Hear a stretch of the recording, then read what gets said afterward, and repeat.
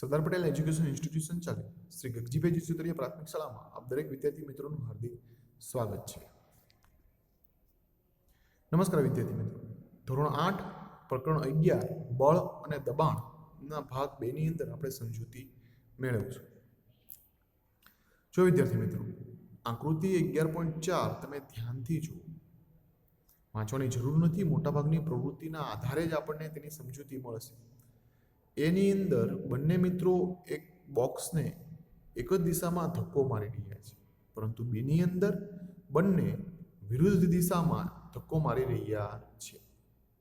આની ઉપરથી એવું કહી શકાય વિદ્યાર્થી મિત્રો કે જે મિત્ર વધારે બળીઓ હશે તે પોતાની વિરુદ્ધ દિશામાં બોક્સને ધક્કો મારી શકશે, બરોબર છે. અને જો બંને સરખા બળિયા હશે તો બોક્સના સ્થાનમાં કોઈ પણ પ્રકારનો ફેરફાર થશે નહીં. બીજી વસ્તુ, અહીં તમે ધ્યાનથી જુઓ બાળ મિત્રો, દોરડા ખેંચની રમત આપણે રમેલા છીએ કે જેની અંદર બંને બાજુ સભ્યોની સંખ્યા સરખી હોય. શરૂઆતમાં બંને બાજુ ટીમ સરખું બળ કરશે તો એમાં કોઈ પણ પ્રકારનું પરિવર્તન થશે નહીં, દોરડું જ્યાં હશે ત્યાં જ રહેશે.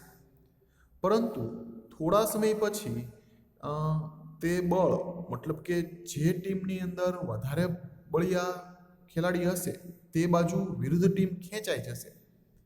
એટલે એવું કહી શકાય કે આખી ટીમ પોતાની તરફ દોરડાને ખેંચી રહી છે. એટલે એવું કહી શકાય કે એક જ દિશામાં લગાડેલ બળ એકબીજામાં ઉમેરાય છે, બરાબર છે. અને તમે બોક્સમાં પણ તમે જોજો, બોક્સની અંદર એની અંદર ધક્કો મારતા હતા તો એક જ સાઈડ તે વસ્તુ ખસતી હતી. હવે વાંચીએ અને સમજીએ. જો બંને બળો પદાર્થ પર વિરુદ્ધ દિશામાં લાગતા હોય તો લાગતું પરિણામ બળ એ બંને બળોમાં તફાવત જેટલું હોય છે. જ્યારે તમે અને તમારા મિત્ર ભારે બોક્સને એકબીજાની વિરુદ્ધ દિશામાં ધક્કો મારતા હતા ત્યારે પ્રવૃત્તિ 11.2માં તમે જોયું હશે.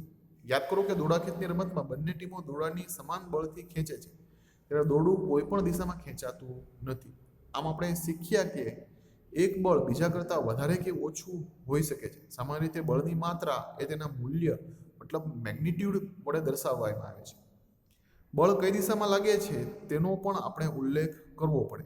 જો બળનું મૂલ્ય કે દિશા બદલાય તો તેની અસર પણ બદલાય છે. ટૂંકમાં બળ તમે એક જ દિશામાં વાપરો, એક જ દિશામાં ધક્કો મારો, આપણી ગાડી ખરાબ થઈ ગઈ હોય ને એક દિશામાં ધક્કો મારો તો ગાડી એ દિશામાં આગળ વધે. પણ એક ભાઈ આગળના ભાગમાંથી ધક્કો મારતો હોય ને એક ભાઈ પાછળના ભાગમાંથી ગાડીને ધક્કો મારતો હોય તો આપણી ગાડી બંધ પડી ગઈ હોય તેમાં કંઈ પણ પ્રકારનો ફેરફાર ન થાય. ગાડી જ્યાં પડી હોય ત્યાં રહે, બરાબર છે.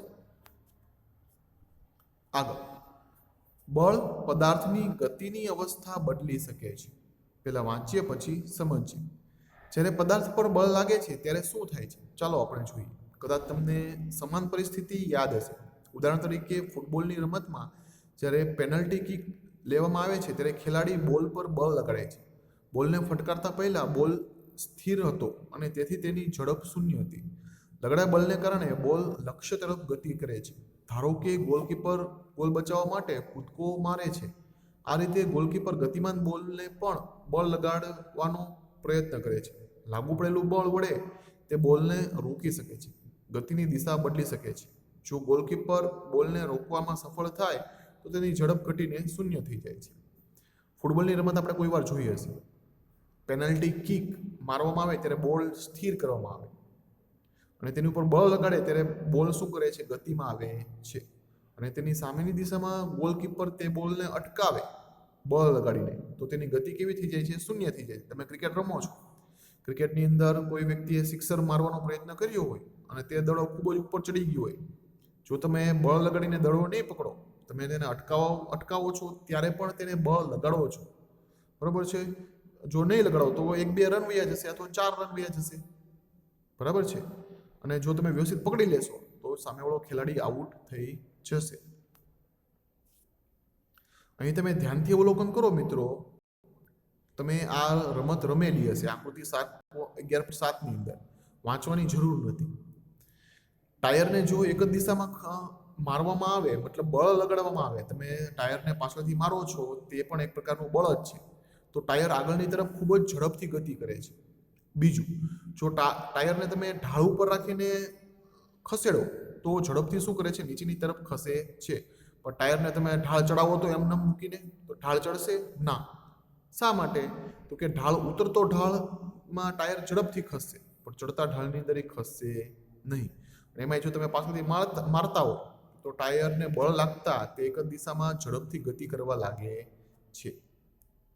જો વિદ્યાર્થી મિત્રો ધ્યાનથી અવલોકન કરો, 11.4ની અંદર બોલ ખૂબ જ ગતિમાન આવે છે પોતાની તરફ, અને બળ લગાડીને તેને શું કરે છે તો કે અટકાવી દેવામાં આવે છે. બરાબર છે? અથવા તો એવું કહી શકાય કે આકૃતિ નંબર એ ની અંદર સ્થિર બોલ છે તેને બળ લગાડીને શું કર્યો છે? ગતિમાં લાવ્યો છે. પણ આકૃતિ બી ની અંદર એક ગતિમાન બોલ છે તેને સ્કેલની મદદથી એની દિશા બદલેલી છે. આનું તાજું ઉદાહરણ ક્રિકેટની રમત છે. બોલર ખૂબ બળ વાપરીને બોલને ફેંકે છે અને બેટ્સમેન શું કરે છે? બળ વાપરીને તેની દિશા બદલે છે, મતલબ કે તે વિરુદ્ધ દિશામાં એને ટ્રાન્સફર કરે છે. અને ક્રિકેટર જોઈએ છે બંને એકબીજાના બળનો ઉપયોગ કરે છે. એટલે એવું કહી શકાય કે બળથી સ્થિર પદાર્થને ગતિમાં લાવી શકાય છે. બીજી વસ્તુ, બળથી ગતિમાન પદાર્થને સ્થિર કરી શકાય છે. ત્રીજી વસ્તુ, બળથી કોઈ પણ પદાર્થને દિશા બદલી શકાય છે. આટલી પ્રવૃત્તિ જોઈએ એમાંથી આ 3 વસ્તુ શીખવાની છે. પદાર્થને ગતિમાન લાવો, ગતિમાન પદાર્થને અટકાવો, પદાર્થની સ્થિતિ બદલવી. એટલા માટે આ પ્રવૃત્તિ છે ને પ્રવૃત્તિ દ્વારા આપણને તે વસ્તુ સમજાવી છે. નહીતર આપણને પ્રશ્ન થાય કે આની અંદર સમજવાનું શું હશે? તે જ વસ્તુ આપણે સમજવાની છે. વાંચીએ. ચાલો આપણે થોડા વધુ ઉદાહરણ જોઈએ. વોલીબોલની રમતમાં ખેલાડીઓ વારંવાર ગતિમાન દડાને તેમના સાથી ખેલાડીઓ તરફ ધક્કો મારીને મોકલતા હોય છે. ક્યારેક દડો ધક્કો મારીને ફટકો અથવા સ્મેશ મારીને કોર્ટની બીજી બાજુ મોકલવામાં આવે છે. ક્રિકેટમાં બેટ્સમેન બેટ વડે ફટકારેલા દડા પર બળ લગાડે છે. શું આ કિસ્સામાં દડાની ગતિની દિશામાં કોઈ ફેરફાર થાય છે? આ બધા ઉદાહરણો ગતિમાન દડા ઉપર બળ લગાડવાની ઝડપ અને ગતિની દિશા બદલાય છે. આ પ્રકારની બીજા વધારે ઉદાહરણ તમે આપી શકો છો. વોલીબોલ રમ્યા હોય તો તમને ખ્યાલ હોય, બરોબર છે? બોલને શું કરવામાં આવે છે? હાથથી સ્મેશ કરવામાં આવે, મારવામાં આવે, અને સાથી ખેલાડીને પાસ કરવામાં આવે, અથવા તો જાળીની વિરુદ્ધ દિશામાં પણ તેને ટ્રાન્સફર કરવામાં આવે. અને ક્રિકેટ તો આપણે બધા રમ્યા જ છીએ. ક્રિકેટમાં ખબર છે કોઈ બોલર બળથી બોલ ફેંકે અને આપણે એની કરતાં વધારે બળથી જો મારીએ તો બોલ બાઉન્ડ્રીની બહાર વયો જાય છે. એટલે એવું કહી શકાય કે બળથી કોઈ પણ પદાર્થની સ્થિતિ બદલી શકાય છે. આગળ જોઈએ. પદાર્થની ઝડપ કે દિશા કે બંને બદલાય ત્યારે પદાર્થની ગતિની અવસ્થા બદલાય છે, સ્પીડ વધે તેમ કહેવામાં આવે છે. પદાર્થ પર લાગતું બળ પદાર્થની ગતિની અવસ્થામાં ફેરફાર કરે છે. શું આનો મતલબ એવો થાય છે કે બળ હંમેશા પદાર્થની ગતિની અવસ્થામાં ફેરફાર કરશે? ચાલો આપણે શોધીએ. આપણો સામાન્ય અનુભવ છે કે ઘણી વખત બળને કારણે પદાર્થની ગતિની અવસ્થા બદલાતી નથી. ઉદાહરણ તરીકે એક ભારે બોક્સ તમારી તાકાત હોય તેટલું બળ લગાડવા છતાં પણ ન ખસે. આ જ રીતે જ્યારે તમે દિવાલને ધક્કો મારવાનો પ્રયત્ન કરો છો ત્યારે તેના પર બળની કોઈ અસર થતી નથી. આપણા ઘરની અંદર પ્રયત્ન કરો, દિવાલ હોય, દિવાલને શું કરવું? બળ વાપરીને ધક્કો મારવો, પછી ચેક કરવું એની જગ્યા બદલાય કે નહીં. સાહેબ જગ્યા થોડી બદલાય, સાદી વસ્તુ છે, કારણ કે આપણે ગમે એટલું બળ લગાડીએ તે જગ્યાએ બળ ઓછું પડે છે. પણ તે જ દિવાલને ખસેડવા માટે આપણે ક્રેનનો ઉપયોગ કર્યો હોય તો, જેસીબીનો ઉપયોગ કર્યો હોય તો, બુલડોઝરનો ઉપયોગ કર્યો હોય તો આરામથી દિવાલ પડી જાય. મતલબ કે બળ શું કરવું પડે છે? પદાર્થના વજન કરતા બળ કેવું કરવું પડે છે? વધારે વાપરીએ તો તેની સ્થિતિ બદલાય. પણ આપણે ક્રિકેટના દડા કે ફૂટબોલ કે વોલીબોલના દડાને ખસેડવા માટે આપણે ક્રેનનો ઉપયોગ નથી કરતા. આપણે હાથથી કે પગથી લાત મારીએ તો તે વસ્તુ ખસી જાય છે. કોષ્ટક 11.2માં નોંધેલ અવલોકનો પરથી તમે શું તારણ કાઢો છો? જ્યારે તમે પોતાની હથેળીઓ વચ્ચે એક ફૂલાવેલા ફુગ્ગાને રાખીને દબાવો છો, શું થાય છે? જ્યારે બાંધેલા ગુંદેલા લોટના પીંડાને વણીને રોટલી બનાવો છો ત્યારે તેના આકારમાં શું ફેરફાર થાય છે? જ્યારે તમે ટેબલ પર રાખેલા મૂકેલા રબરના દડાને દબાવો છો ત્યારે શું થાય છે? આ બધા ઉદાહરણ તમે જોયું કે કોઈ પદાર્થ પર બળ લગાડવાથી તેના આકારમાં ફેરફાર થાય છે. ઉપરની પ્રવૃત્તિ કરી લીધા પછી તેને સમજી ગયા હશો કે બળ દ્વારા આ કાર્ય કરી શકાય છે. જો વિદ્યાર્થી મિત્રો, બળથી કોઈ પણ આની અંદર કેટલી વસ્તુ સમજવાની છે? કોષ્ટક 11.2 ની અંદર આપેલું છે. બળથી કોઈ પણ પદાર્થનો આકાર બદલી શકાય. દરેકની કોઈ પણ, જેમ કે ફુગ્ગો ફૂલાવેલો હોય અને એની ઉપર તમે બળ વાપરો તો એના પરિવર્તન થાય, અને બહુ બળ વાપરો તો ફુગ્ગો ફૂટી જાય. લોટ બાંધ્યો હોય અને મમ્મી ગુંડલા કરે અને એની ઉપર બળ વાપરીને શું કરે છે? રોટલી કરે છે. મમ્મી ખાલી ગુંડલું મૂકી રાખે ને એમ વિચારે કે હમણાં રોટલી થઈ જશે, આમ ઊભા રહે તો રોટલી થશે નહીં, એની ઉપર બળ વાપરવું પડશે, મતલબ એનો આકાર ચેન્જ થશે.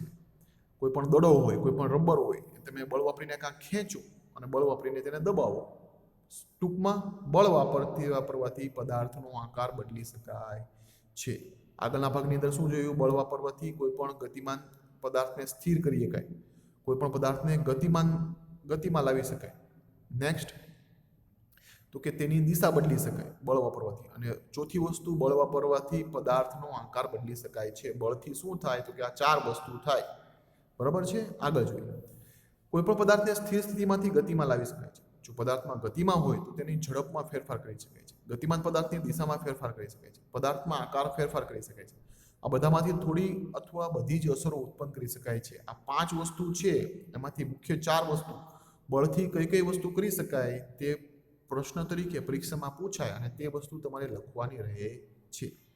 એ યાદ રાખવું આવશ્યક છે કે બળ આ બધામાંથી એક અથવા વધારે અસર ઉત્પન્ન કરી શકે છે, તથા બધામાંથી કોઈ પણ અસર બળ વગર ઉત્પન્ન થઈ શકતી નથી. આમ બળ લગાડ્યા વગર કોઈ પદાર્થ આપમેળે ગતિમાં આવી શકતો નથી, આપમેળે ગતિની દિશા બદલી નથી શકતો અને આપમેળે પોતાનો આકાર બદલી શકતો નથી. બળ વાપરવું જ પડે ફરજિયાત. ગાડી બંધ થઈ ગઈ હોય ત્યાં તમે ઊભા રહી જાઓ કે હવે ગાડી એની રીતે ચાલશે તો ન ચાલે, ધક્કો મારો તો જ ચાલે, અને વધારે પડતો ધક્કો મારો તો ગાડી કોઈ જગ્યાએ ભટકાઈ પણ જાય. મતલબ કે બળ વાપરવાથી તેની ગતિમાં વધારો પણ કરી શકાય છે. પ્રશ્ન તરીકે પૂછાય, બળની અસર જણાવો. ઉદાહરણ સાથે જણાવો એવું પૂછે તો તમારે દરેક ઉદાહરણ લખવા પડે. તમારી રીતે તમારા પોતાના પણ ઉદાહરણ લાવી શકો છો. આભાર બાળ મિત્રો. ઘરે રહો, સુરક્ષિત રહો.